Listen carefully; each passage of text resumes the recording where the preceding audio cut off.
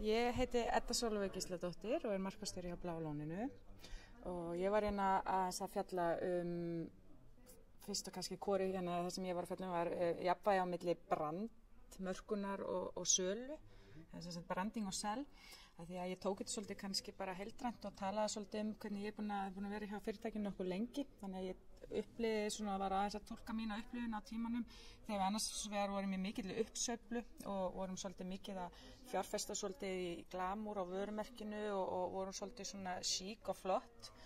Og síðan kom náttúrulega þessi skellur sem allir kannast við og það þurfti náttúrulega að fara bara í mjög harðar aðgerðir og niðurskurði. Það var bæði bara í formi bara í mannafla og ég missti fólk úr deildinni og við fórum þannig á þessum tíma ofboðslega miklu meira svona harða sölu.